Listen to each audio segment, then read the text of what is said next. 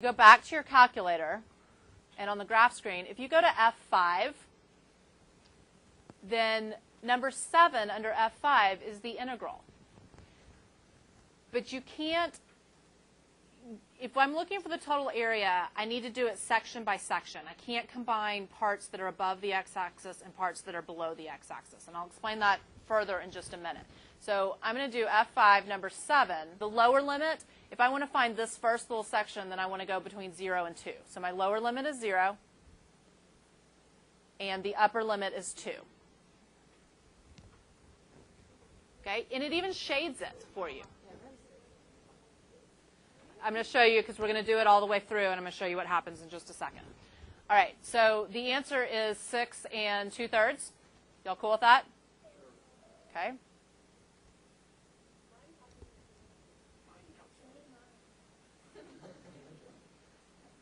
Okay, let's go back and do exactly what I did, and let's see if it's the same. Okay, so under F5, if you didn't get what I got, under F5, do number 7. For lower limit, what did we put in? 0. Enter. For upper limit, what did we put in? 2, because we were just doing the section that was above the x-axis. Okay. No, you can't go to 0 to 5. I'm trying to explain why. Give me just a second. Okay, now I'm going to find the area between 2 and 4. So I'm going to go back to F5, 7. This time, the lower limit is 2, and the upper limit is 4. And this is why we can't just go from 0 to 5, because what we're talking about is total area. What type of number is that they gave us? A negative number. So if the integral is negative 1 1/3, but if I talk about the area of that part, what would it be? Positive 1 1/3, right. So when I go back here, I need to do plus 1 1/3. Now, when I integrate from 4 to 5, which is the last segment, should you expect to get a positive number or a negative number? Positive. Okay, so from 4 to 5, it's 1 1/3 again. Okay, so in terms of areas, this part was 6 2/3, this part was negative 1 1/3, and this part was positive 1 1/3. But in terms of areas, area is always positive, so I have to take the absolute value of any part that's underneath the x-axis. So this ends up being 8, 9 1/3. Okay.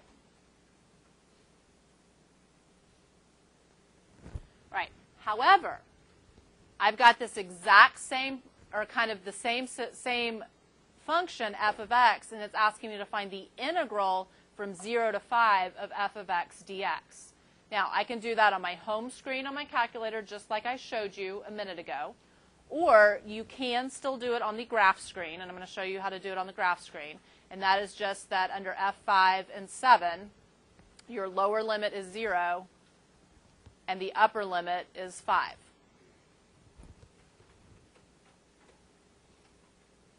And that answer is 6 2/3.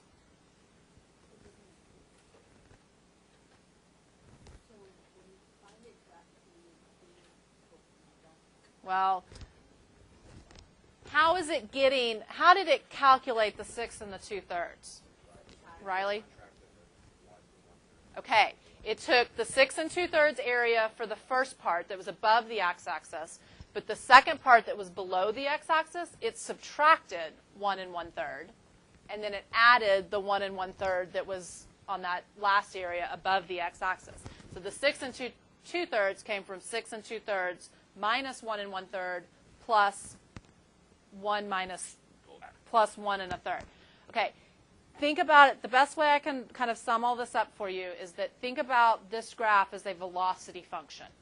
Okay, So this is the velocity of some particle or car or something between 0 and 5 seconds. What A represents is the total distance that was traveled. And if this is the graph of velocity, then when velocity is positive, what direction are you moving? Forward. So we're moving forward 6 2/3 units. But when velocity is negative, you're moving backwards. So then we moved backwards 1 1/3. And then we came back forward 1 1/3. But your total distance is, you count the forward and backward the exact same way. What would B represent? Displacement from the beginning.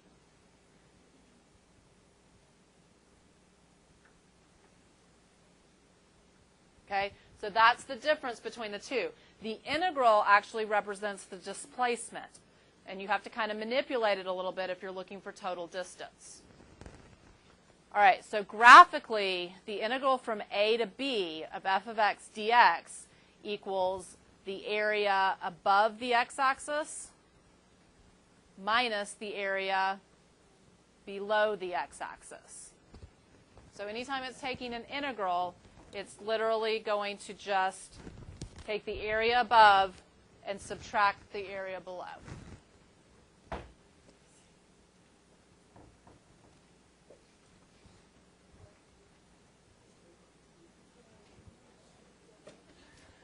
Okay, another theorem.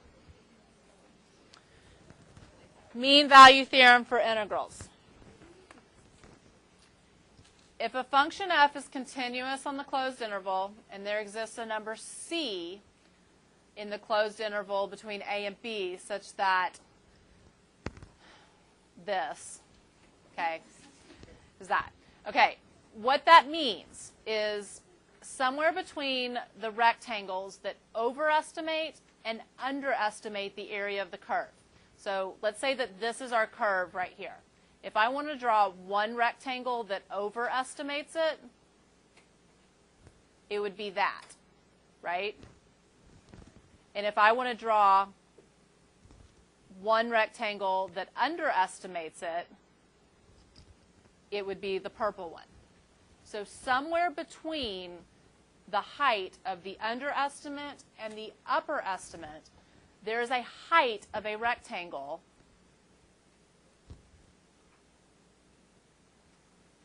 that is the exact estimate, or the exact area under the curve. That's what that's saying right there. The integral from a to b of f of x is the exact area under the curve. Then there's some y value, some value of x such that its y value, or the height, where the height times the width equals that exact area. Okay, now the value of f of c given in this mean value theorem is called the average value of f. However, we're most interested usually in actually finding that value right there. So the formula that we're usually look for when we're talking about an average value is that you solve this equation for f of c. And if you solve this equation for f of c, then you've got this integral on the left side and then divided by b minus a, or 1 over b minus a times that right there. So this is what you're going to be asked to find, that average value of a function. And the average value of a function is the integral from a to b of f of x, but times 1 over b minus a. Okay, that's the big thing that you need to know, is be able to use that formula. And we touched on that with the fuel consumption. They asked what would the meaning of the integral from 0 to b of f of x and then 1 over b be. So that was the average fuel consumption.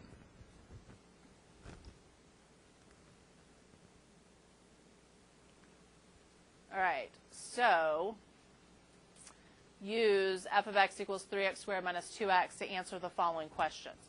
Find the average value of f of x on this interval. So since we're trying to find the average of f of x, we're going to use this new formula.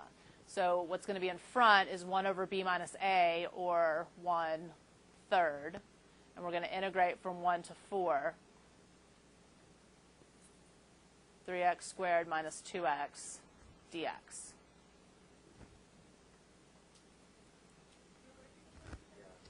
The 1/3 is 1 over 4 minus 1. the 1 over, your interval is from a to b, so it's that 1 over b minus a part. Okay, so if you were to evaluate this by hand, which we don't have time to do in class, we would integrate 3x squared minus 2x, right? Okay, and then what would we plug in first? 4 minus, plug in 1, and then that whole answer would be multiplied by 1/3, right? Or you can just type that into your calculator on the home screen like I showed you at the very beginning. You could do 1/3 and then F3 for the integral, blah, blah, blah. All right, let's find the average rate of change of F. We've done this before, but it's been a while. How would I find the average rate of change of F? Yeah, I'm going to be using the slope formula. Rate of change is slope. The average slope of F is just the slope between the two endpoints, which would be f of b minus f of a over b minus a, or in this specific case, f of 4 minus f of 1 over 4 minus 1. No. For b, we don't need to integrate it, because we learned this before we even started talking about integration. The average rate of change, and what's confusing about this is that both of them are averages, and both of them have to do with f. But for a, we're finding the average of f, but on b, we're finding the average of the rate of change of f, or the average of f prime. Now, you could turn part B into an integration problem, and what you could do is you could find f prime, and then use the formula to find f prime, which would be 6x minus 2, and then go back and use the formula that we just learned. But that would involve integrating it, so you're kind of running around in circles. You just took the derivative, and then you're going to come back and integrate it. So it's easier to just use your slope formula.